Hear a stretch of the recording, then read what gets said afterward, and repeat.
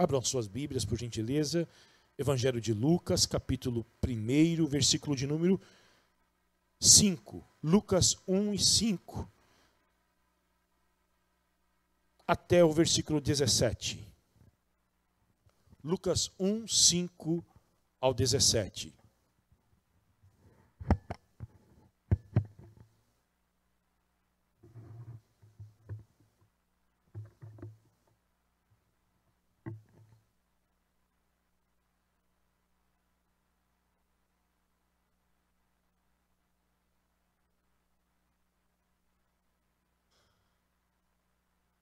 Nos dias de Herodes, rei da Judéia, houve um sacerdote chamado Zacarias, do turno de Abias. A mulher dele era das filhas de Arão e se chamava Isabel. Ambos eram justos diante de Deus, vivendo de forma irrepreensível em todos os preceitos e mandamentos do Senhor. Eles não tinham filhos.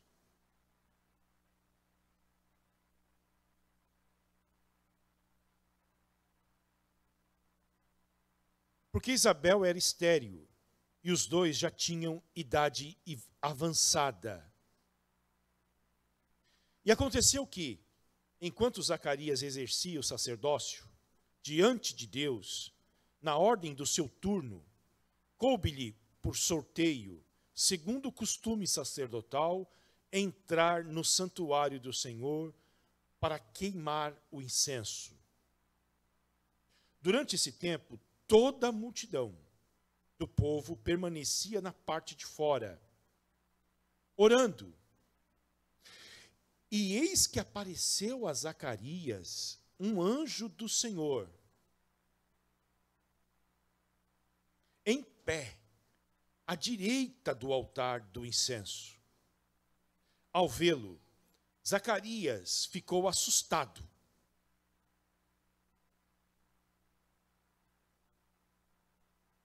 E o temor se apoderou dele. O anjo, porém, lhe disse: não tenha medo, Zacarias, porque a sua oração foi ouvida. Isabel, sua esposa, dará à luz um filho, a quem você dará o nome de João. Você ficará alegre e feliz, e muitos ficarão contentes com o nascimento dele, pois ele será grande diante do Senhor.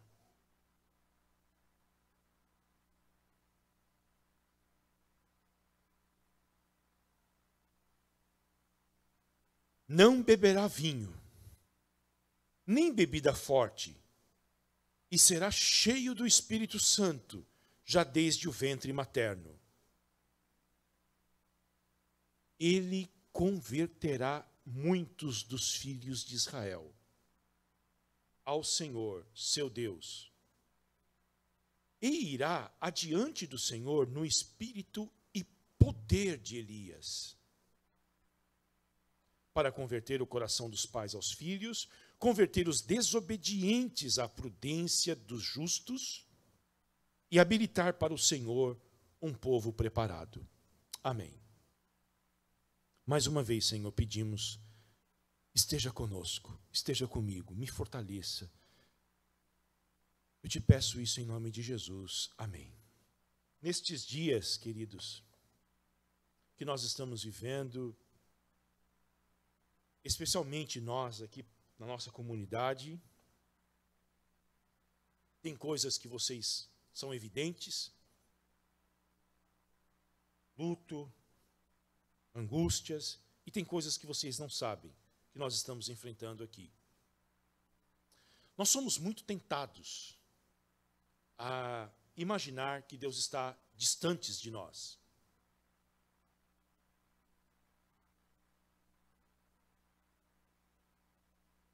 Somos tentados mesmo a crer que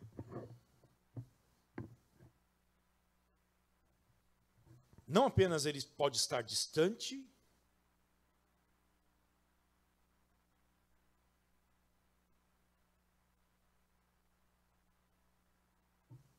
como também ele não está fazendo nada por nós.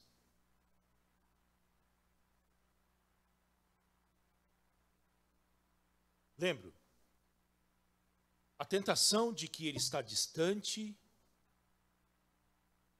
e a tentação de que ele não se importa conosco e não faz nada por nós. E nesse contexto, nós somos tentados a acreditar nisto, a duvidar das promessas de Deus e a ceder ao desespero. Porque este era o contexto de Israel nesse texto que eu acabei de ler para vocês.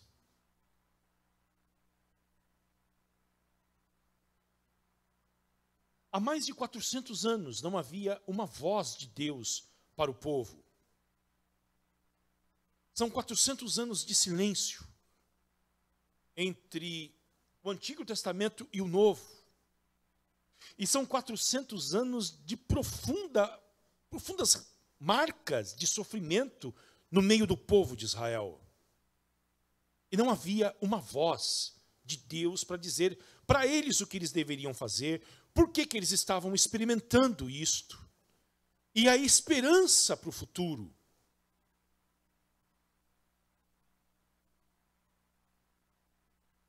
Até que uma luz brilhou. Eu quero, a partir desse texto que acabei de ler, extrair 4 lições para nós, 4 verdades plenas, absolutas, acerca da manifestação de Deus no meio de Israel. O primeiro deles é que Deus trabalha diante da escuridão profunda. O texto começou dizendo que Deus, nos dias de Herodes, rei da Judéia,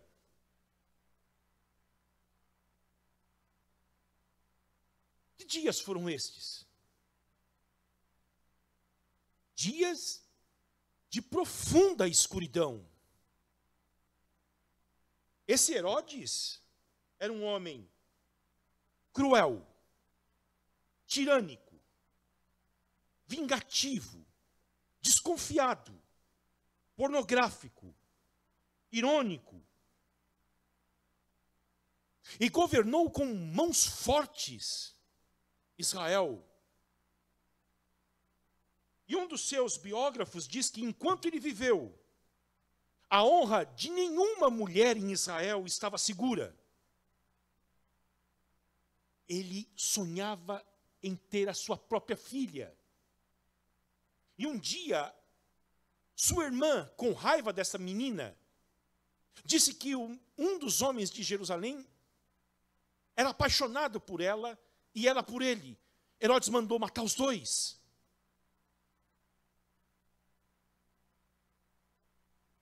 Não apenas a vida de nenhuma mulher estava segura, mas a vida de qualquer homem não estava segura. O imperador romano disse que era mais seguro ser um dos porcos de Herodes a ser um dos seus próprios filhos, porque ele matou vários dos seus filhos com desconfiança de que os filhos queriam tramar e tomar o trono dele. É este Herodes que vai até a cidade de Belém e mata todas as crianças do sexo masculino na ocasião do nascimento de Jesus. É um período de escuridão em Israel. É um período tenso para todos. E em meio a esta escuridão profunda, em meio a 400 anos de silêncio profético, Deus estava trabalhando.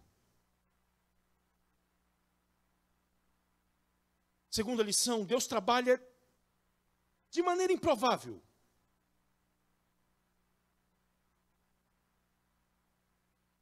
Porque o texto diz o seguinte: houve um sacerdote chamado Zacarias. E para dissipar uma grande escuridão, a luz que Deus levanta, que Deus acende, na verdade, não é uma luz que chama muita atenção. Porque quem vai começar esta revolução para dissipar as trevas é um sacerdote com idade avançada e uma dona de casa, estéril, sem filhos.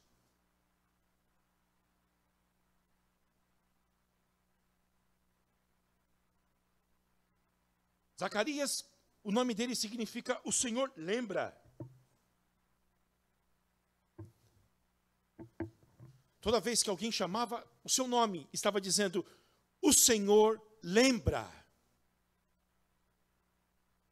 E Isabel significa, meu Deus, é um juramento. Toda vez que alguém falava o nome dela, estava dizendo, Deus é fiel para cumprir as suas promessas. Em meio a uma escuridão terrível, Deus estava de olho em um casal que vivia nas regiões montanhosas da Judéia. Um casal de sacerdotes, porque ele é um sacerdote, descende de Arão e ela também.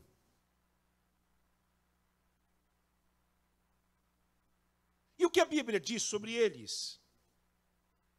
A Bíblia diz que eles eram justos diante de Deus e viviam de maneira irrepreensível. Aqui o que nós estamos estudando em Romanos, a justiça de Deus, a justificação pela fé. Eles foram justificados pela fé. Eles receberam o perdão dos seus pecados. Eles foram declarados justos diante de Deus. Mas o que se segue à justificação é a santificação. Um homem e uma mulher justificadas por Deus, ou justificados por Deus, eles são declarados santos e eles buscarão com toda a fome do seu ser a santidade, em se parecer cada vez mais com Cristo, em viver cada vez mais de forma irrepreensível diante de Deus e diante dos homens.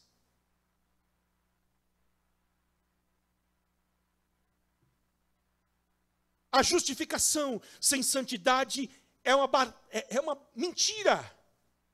É uma mentira dizer que alguém foi perdoado por Deus, aceito por Deus, sendo que ele vive como um Satanás na terra.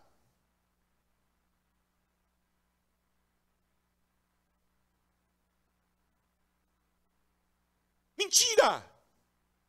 Porque o Deus que justifica é o Deus que santifica o homem também.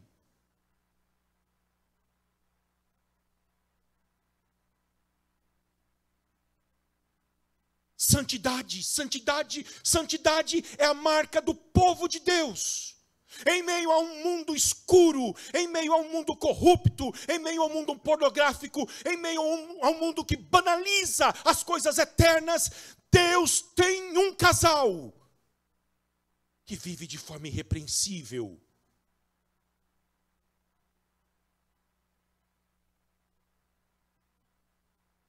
Este casal é o deleite dos olhos de Deus. E o que significa? Eles eram perfeitos? Não! Longe disto! Não eram perfeitos. Mas no que tange, olha só, aos todos os preceitos e mandamentos do Senhor, todos os preceitos, todos, e todos os mandamentos, eles eram irrepreensíveis. irrepreensíveis. O que significa essa palavra irrepreensível? Ninguém podia olhar para eles e dizer, olha, no que tange a isto em relação à vida cristã, vocês precisam melhorar.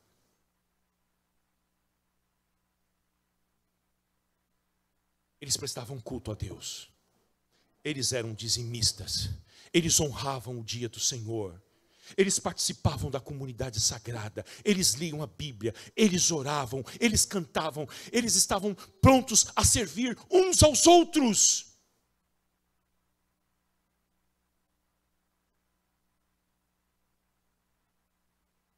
Porque a justificação é seguida da santificação.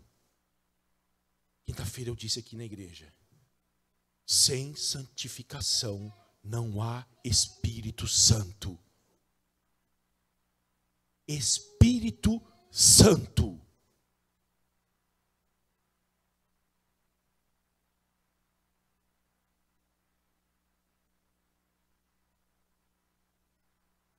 Quanta piedade nessa casa.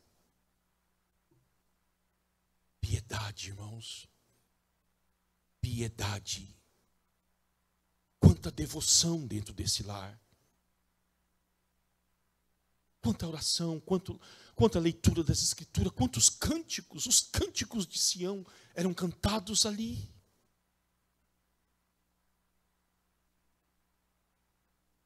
Agora, o que o texto sagrado diz sobre eles? A despeito de toda a vida íntegra,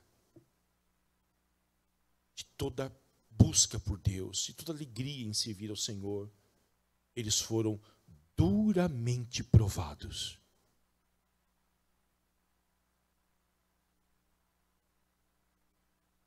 Eles, versículo 7, eles não tinham filhos.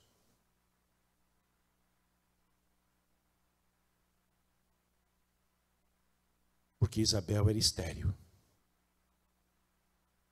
E os dois já tinham idade avançada.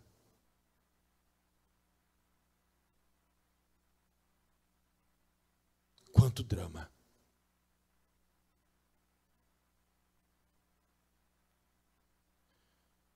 Vou tomar a liberdade de dizer isso porque ele é meu amigo. Mas quando eu cheguei no hospital, sexta-feira de manhã, Renan me disse, me abraçou, nós choramos, e ele disse, Jesus nunca disse que nós não iríamos passar por isso.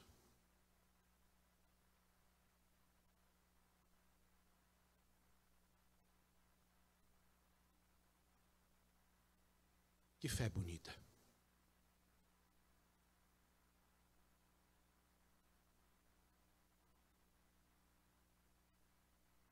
E a grande questão é, o que esse casal deve ter escutado ao longo da sua vida? Está lá, casal de sacerdotes. Eles são íntegros. Eles são irrepreensíveis. Mas eles não têm filhos. E nós aqui, nós não vamos à igreja, tratamos as coisas de Deus de forma como nós tratamos as piores coisas deste mundo. Nós temos tudo. Está vendo aí? Vale a pena?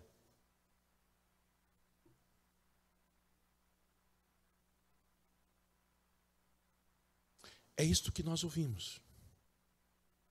Todas as vezes que decidimos, pelo poder do Espírito Santo, andar com Deus.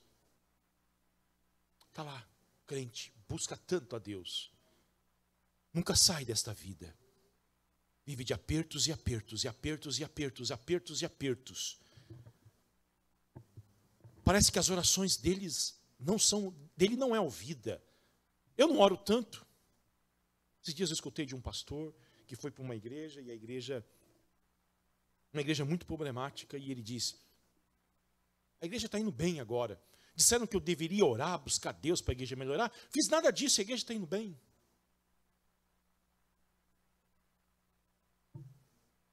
Bom, fica uns 20 anos lá para você ver, desse jeito.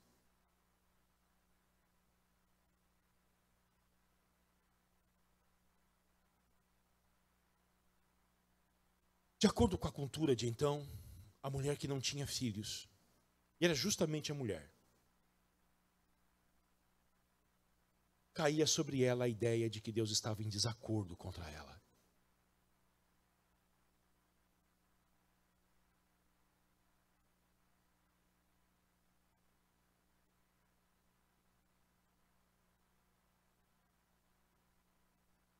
Como que eles lidavam com isto? Porque grande é a tentação. Vamos abaixar a régua, já que Deus não nos presenteia com aquilo que nós sonhamos. Não seremos tão sérios na nossa maneira de servi-lo, de adorá-lo e de amá-lo. Vamos baixar a guarda. Ou se não, queridos, nós ligamos o automático e desenvolvemos um sentimento de cinismo. Está tudo bem, está tudo bem. Entretanto, este casal, me parece que eles entenderam de que, mais do que a vontade deles de terem um filho, de perpetuar esta linhagem sacerdotal tão bonita que remontava a Arão, estava a vontade de Deus, a consciência de que nós nascemos não para a realização da nossa própria felicidade, dos nossos próprios sonhos, mas nós nascemos para glorificar a Deus e desfrutá-lo para sempre. Se Deus atender a minha oração, amém. E me der o que eu quero, amém. Se Ele não atender, continuarei a servi-lo por todos os dias da minha vida, porque vai chegar o dia em que eu chegarei aos céus e Ele dará a mim uma recompensa, uma alegria, uma felicidade que eu não posso imaginar. Terceiro lugar, Deus trabalha quando os homens estão cumprindo o seu dever. Vejam comigo, versículo 8. E aconteceu que enquanto Zacarias exercia o sacerdócio diante de Deus, esta é a expressão que depois os pais da igreja chamaram de corandeu, a vida diante de Deus. Você vive diante de Deus? Vocês têm ideia de que todas as tuas ações, todos os teus pensamentos, os teus sentimentos, tudo o que você faz, o fato de você ter vindo hoje aqui de manhã, é que você está diante desta face de Deus. Zacarias exercia o seu ministério como sacerdote, não como mais um dever, não como uma obrigação religiosa, não porque ele tinha que ir ao templo, sair da sua cidade na Judéia e dirigir-se a Jerusalém, mas ele fazia isso diante de Deus. Queridos, quando nós nos reunimos aqui às 10 horas da manhã, nós estamos reunidos diante de Deus. Quando saímos daqui e vamos para nossas casas, nós estamos diante de Deus. Quando vamos ao trabalho, estamos diante de Deus.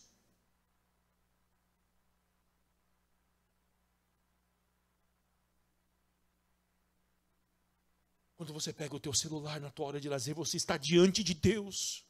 Quando você recebe o seu pagamento, você está diante de Deus. Quando você sai para se divertir na praia, você está diante de Deus. Nós estamos completamente entrelaçados a este Deus que nos ama, e nos ama tanto que não vai deixar a gente viver do jeito que nós queremos.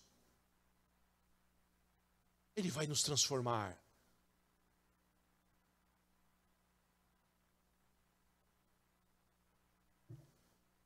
Zacarias exercia o seu sacerdote diante de Deus na ordem do seu turno. Coube-lhe por sorteio. O que é isto? Havia 20.000 sacerdotes aproximadamente em Israel. Tinha um templo. Como que essa turma toda vai trabalhar?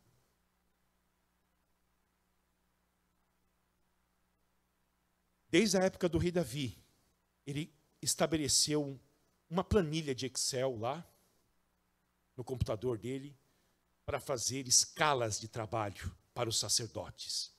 E havia uma função que todo sacerdote queria realizar, queridos, era oferecer os incensos a Deus. Isso era feito 2 vezes por dia dentro do templo. E por que todos eles queriam? Porque era o lugar mais perto do lugar do acesso ao Santo dos Santos. Isto é, o local onde ficava o altar do incenso no templo era o local mais próximo do Santo dos Santos, aonde Deus prometeu colocar a presença dele ali.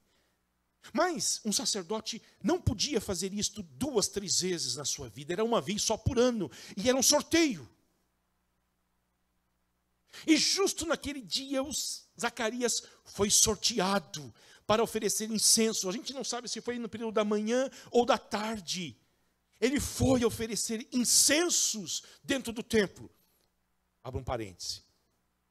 Não está dizendo que a igreja evangélica precisa acender incenso aqui no culto. Tá bom? Fecha o parêntese. O que significa o incenso, irmãos? Vocês estão com a Bíblia aberta? Por gentileza, abram comigo Salmo 141.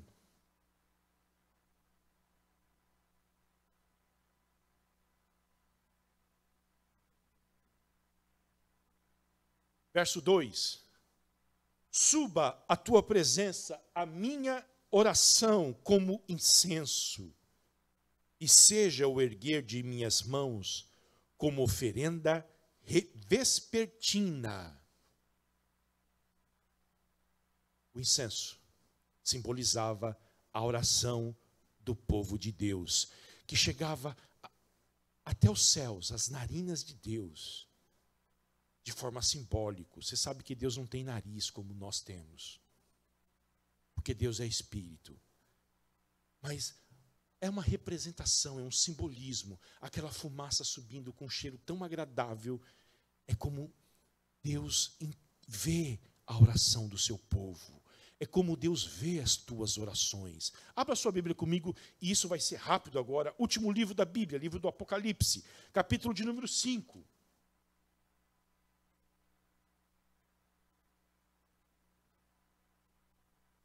Versículo de número 8. E, quando ele pegou o livro, os 4 seres viventes e os 24 anciãos se prostraram diante do Cordeiro, tendo cada um deles uma harpa e taças de ouro, cheias de incenso, que são as orações dos santos. Agora, vocês querem ver a resposta dessas orações? Apocalipse capítulo 8. Versículo 1. Quando o Cordeiro quebrou o 7º selo, houve silêncio no céu durante quase meia hora. Então vi os 7 anjos que estão em pé diante de Deus, e lhes foram dadas 7 trombetas. Veio outro anjo e ficou em pé junto ao altar, com um incensário de ouro, e lhe foi dado muito incenso, para oferecê-lo com as orações de todos os santos sobre o altar de ouro que está diante do trono. E da mão do anjo subiu à presença de Deus a fumaça do incenso, com as orações dos santos. Então o anjo pegou o incensário, encheu-o do fogo do altar e o atirou à terra. E houve trovões, vozes, relâmpagos e terremoto. É o trovão inverso. Quando Deus responde às orações, os efeitos são como trovões, vozes, relâmpagos e terremotos. Você pode encontrar motivação para orar?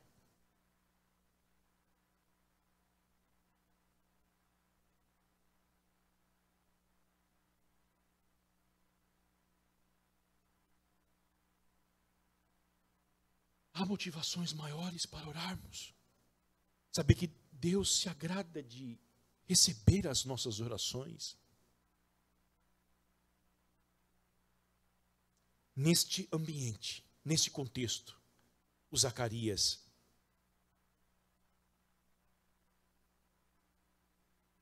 foi visitado por Deus. Ele era um homem de oração. E foi sorteado por Deus para queimar incenso naquele dia. E era um momento em que o sacerdote ia orar. Orar pela nação de Israel. Orar pela igreja. Orar pela sua própria família. Interceder pelo povo de Deus. E neste lugar, queridos, de oração, ele recebeu uma resposta. Depois de 400 anos, Deus se comunica com a terra. O eterno invade aquilo que é transitório.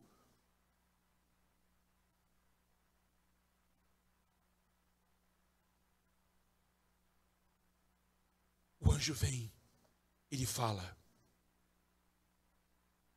Qual foi a reação dele? A reação de uma pessoa que recebe uma visitação de Deus. Vamos ver? Capítulo 1, versículo 12. Ao vê-lo, Zacarias ficou assustado, e o temor se apoderou dele. Medo. Ninguém tem uma revelação de Deus e sai pulando, dizendo, Deus falou comigo aqui. Temor. Vocês querem ver? Lucas capítulo 2, versículo de número 8. Havia naquela mesma região pastores que viviam nos campos e guardavam os seus rebanhos durante as vigílias da noite. E um anjo do Senhor desceu aonde eles estavam, e a glória do Senhor brilhou ao redor deles, e ficaram tomados de grande temor. Voltando ao Zacarias. A primeira mensagem que Deus transmite depois de 400 anos de silêncio é essa: não tenha medo.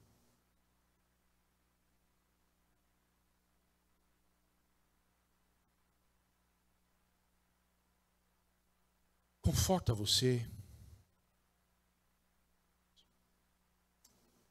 saber que Deus se preocupa com a tua vida emocional? Isso te conforta? Saber que Deus se preocupa profundamente com as tuas emoções?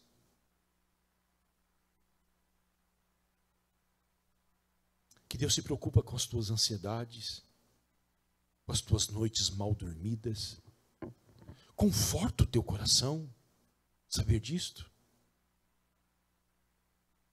E que hoje Ele diz para você, não tenha medo. Embora vocês estão enfrentando o vale da sombra da morte, embora grandes provações estão vindo contra vocês, não tenha medo.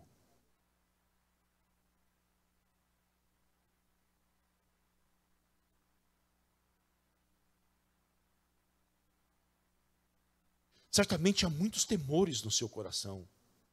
Às vezes nós temos temores que nós compartilhamos. Entretanto, há temores dentro de nós que nós não falamos para ninguém. Para ninguém. Mas hoje o Senhor diz para você, não tenha medo.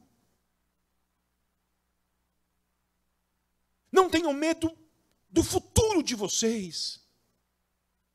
Não tenha medo em relação aos filhos de vocês. Não tenha medo em relação às finanças de vocês. Não tenha medo em relação à saúde dos pais de vocês, em relação à saúde de vocês, em relação ao que vai acontecer no mundo nos próximos dias, meses e anos, as guerras, os rumores de guerras. Não tenham medo. Eu sou o primeiro e sou o último. Antes de mim não houve e depois de mim não haverá. Não tenham medo.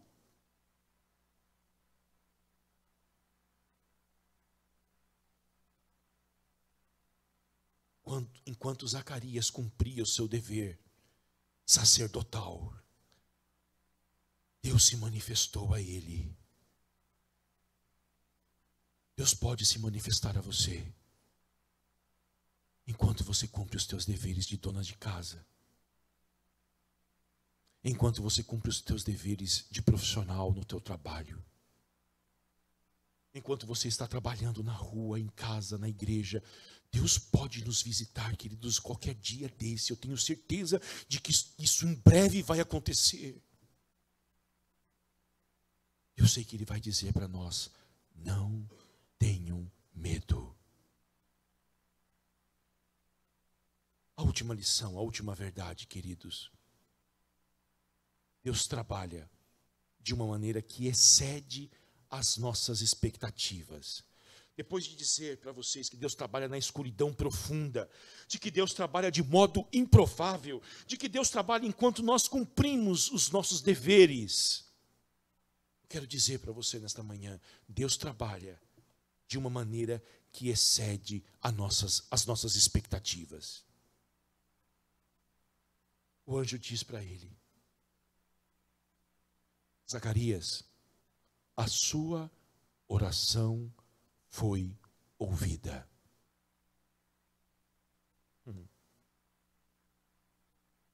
Que conforto, irmãos. Que conforto.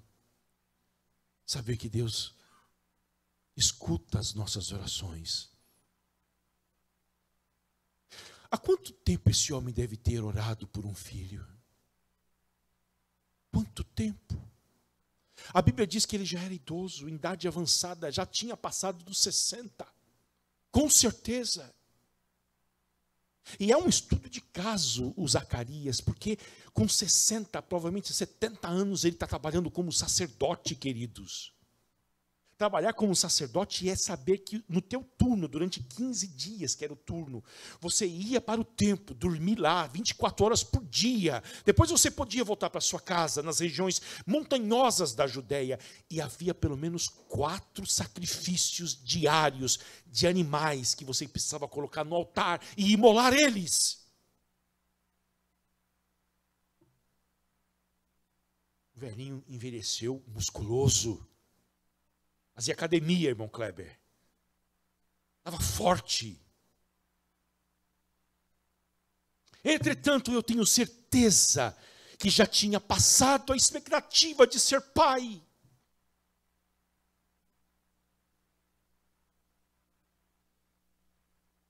Você terá um filho. Eu quero dizer para você nesta manhã, quais são as expectativas no teu coração que já foram frustradas, que você diz: já acabou o tempo, Deus não pode fazer mais isso comigo. Escute, está aqui mais um exemplo de um casal que há muito já havia rompido qualquer possibilidade natural de terem um filho, mas Deus retardou a resposta da oração para mostrar o seu poder e dizer para nós que estamos aqui hoje que não há impossíveis para Deus.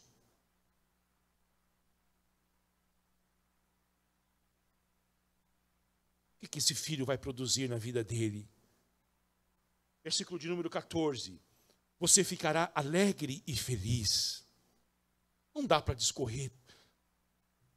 Mas, queridos, guarde isto. Quando Deus responder as tuas orações sobre a tua vida, você vai ficar alegre e feliz. Segundo, este filho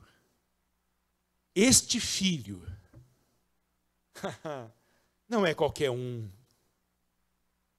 Não é qualquer um. Você demorou muito para tê-lo. Agora, você precisa saber que esta criança não é uma criança comum. Eu me lembro da biografia do Charles Spurgeon, que um dia a esposa de Charles Spurgeon, que ficou paralítica, não andava. Eles tinham gêmeos.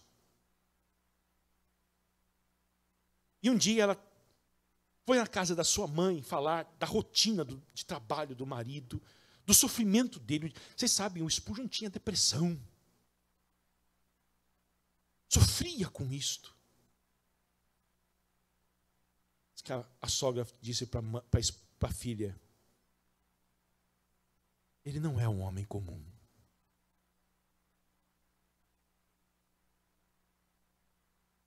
os teus filhos não serão crianças comuns. Não. Foi Deus quem deu eles para vocês. Você pediu tanto, você esperou tanto. Não é uma criança comum. Olha o que Deus diz acerca do João Batista. Ele será grande. Agora, não dá tempo, queridos, de eu falar isso para vocês, mas vocês conhecem a vida do João Batista. Que grandeza havia naquele homem, que vivia no deserto, se vestia com roupas de pelo de camelo e se alimentava de gafanhotos e mel silvestres. Herodes, esse Herodes aqui, era chamado de Herodes o Grande. Por quê? Porque foi um homem que fez construções magníficas em Israel. Ele construiu o templo de Jerusalém. Ele construiu grandes palácios. Aliás, até hoje há ruínas das suas construções lá. Herodes o Grande. Mas aqui a palavra do Senhor diz: o João Batista será grande diante de Deus. O que é grande para a nossa sociedade? O que é grande para Deus? Eu tenho certeza que ninguém coloca o nome dos seus filhos de Herodes hoje, mas há milhões de João Batistas no mundo. E Jesus Cristo disse que dos nascidos de mulher não houve ninguém maior do que João Batista.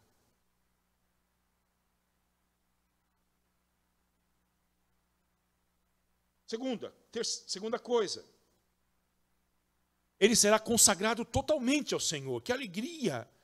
Nós oramos pelos nossos filhos para que os nossos filhos amem a Deus, sejam consagrados ao Senhor. Olha só, porque ele será grande diante do Senhor, não beberá vinho, nem bebida forte. Ele estará sempre ao serviço do Senhor. Os sacerdotes, enquanto trabalhavam, não podiam beber uma gota de vinho, porque estavam a serviço do Senhor. E o Senhor diz acerca do João Batista: ele será um homem que constantemente estará ao meu serviço, um homem consagrado. Terceiro lugar, ele será cheio do Espírito Santo, desde o ventre materno. Vocês lembram da história de João Batista, da sua mãe Isabel, da Virgem Maria, de Jesus? E por último, ele terá um trabalho extraordinário. Ele vai converter muitos dos filhos de Israel ao Senhor, versículo 16. E ele vai preparar o caminho do Senhor. Esse é o João Batista. Esta criança, tão orada por Deus, tão pedida por Deus, tão esperada pelos seus pais. Eu separei 3 palavras aqui do João Batista durante a sua vida.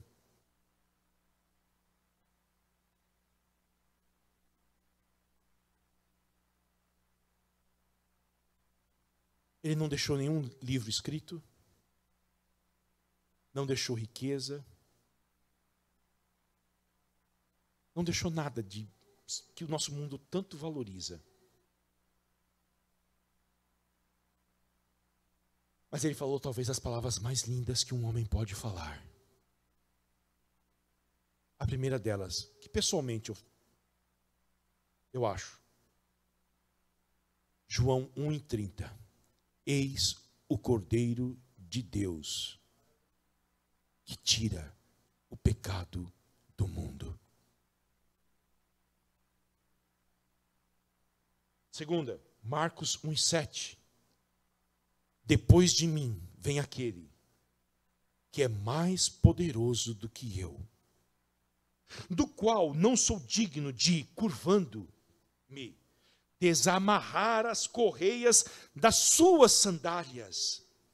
Eu batizei vocês com água. Ele, porém, vos batizará com o Espírito Santo. Terceira, João 30:30. Convém que ele cresça. João 3:30. 30 e 30 não tem. Só quando você vai no mercado. Ele falou, 30 com 30. E lá no Rio Grande do Sul ainda. Quando eu cheguei lá de São Paulo, irmão, que eu fui no mercado, a mulher falou assim, 14 com 14. Eu falei, 28? Mas um negócio custa 14, a senhora quer me enganar? Fecha aspas. Convém que ele cresça e que eu diminua. Queridos, nós estamos enlutados aqui. Tem muita dor.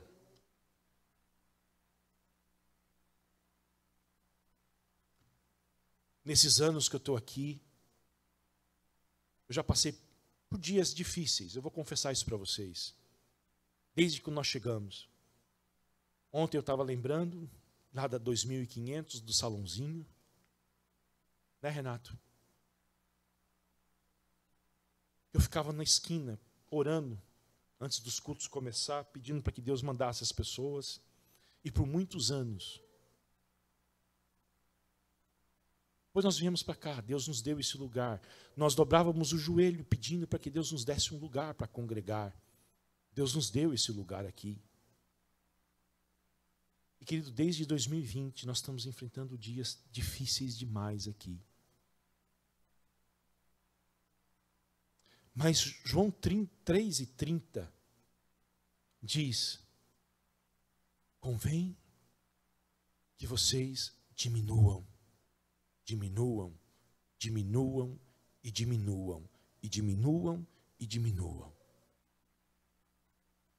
Que o meu filho cresça. O que eu posso dizer para vocês? Que toda esta dor que nós sentimos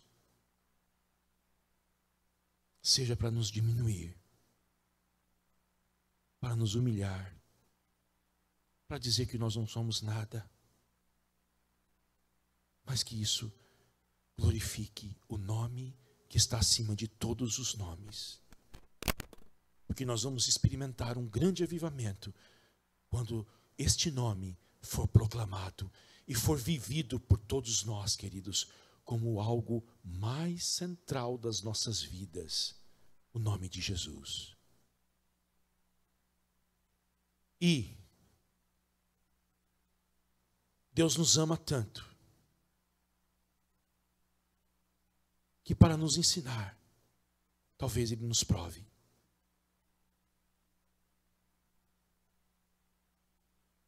Para que Ele cresça e a gente diminua.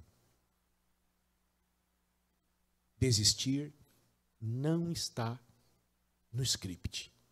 Retroceder também não. Convém que Ele cresça e que eu diminua. Convém que Ele cresça e que eu diminua. Em verdade lhes digo, entre os nascidos de mulher, não apareceu ninguém maior do que João Batista. Morreu decapitado, numa masmorra fedorenta.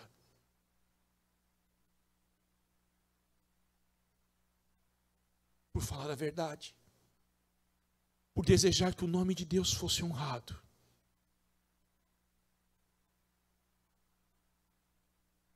Em verdade eu lhes digo que entre os nascidos de mulher, nem Abraão, nem Isaac, nem Moisés, nem Davi foram maiores do que ele. Só que aí Jesus dá um exemplo para nós que deve nos motivar. Mas o menor aqui no reino dos céus, aqui, é maior do que ele. Convém que ele cresça e que eu diminua. Senhor Jesus, Pai querido, misericórdia de nós, para que a gente não retroceda, Senhor, para que a gente não abandone o caminho, para que a gente não volte atrás, Senhor, e possamos proclamar este reino que foi estabelecido por sangue do Teu Filho. se as pontas aguçadas Jesus, visita-nos e nos conforte. Tira de nós o apreço pelo mundo, Senhor. Faça-nos desejar esta vida excelente, Senhor, destes homens e mulheres justos diante do Senhor e irrepreensíveis diante do mundo. Jesus, tenha misericórdia de nós. Nós te pedimos isto no teu nome.